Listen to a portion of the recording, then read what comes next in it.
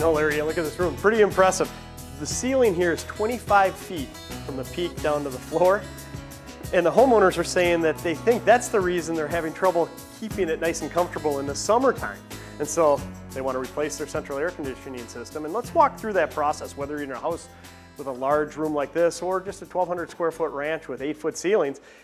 Let's explain what a homeowner should expect with the estimate. Well, that was an important detail. From the homeowner's perspective, it's going to be very important that we would meet with the homeowners to be able to come up with the right solution for their problems. If I came in here without the homeowner present, I wouldn't know that this didn't cool properly. So that's a great detail to have. We would like to sit down with the homeowner to determine, are there other areas of the home that don't perform properly either, so we can make corrections to that while we're in the process of upgrading their air conditioner or putting an air conditioner in for the first time. It seems like you're doing a needs analysis and really creating a system designed around their lifestyle. Customized for them.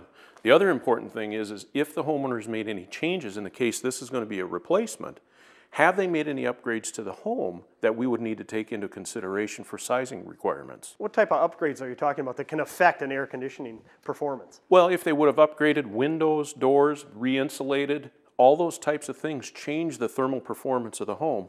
We need to account for that when we're doing our load calculations and coming up with a proper size system for them. So it seems to me communication is the key. You want to set aside some time, maybe half an hour, maybe an hour with your heating professional.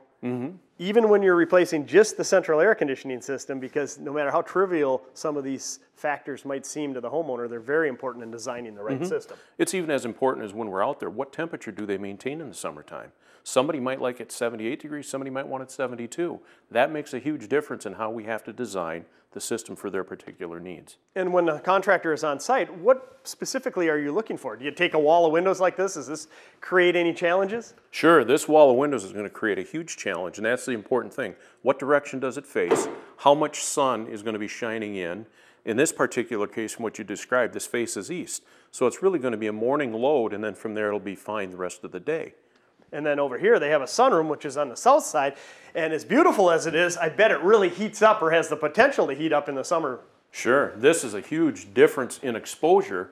This is going to be gaining heat all day long from the sun. So what we would do is we would go ahead and measure up the house.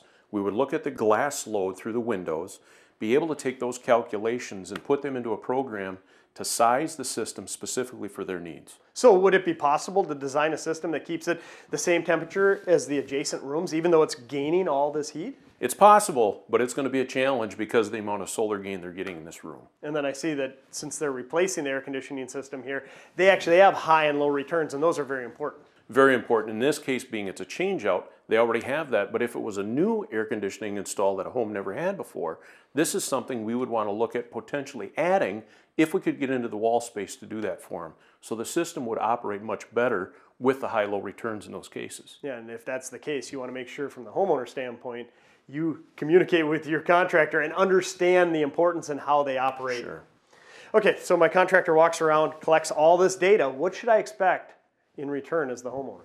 What the contractor is going to do with that information is load it either into today's technology of using iPad or computer on site and emailing it to the homeowner, or take it back to the office, do the calculations, and then come back out with a proper proposal based on the specific needs of the homeowner.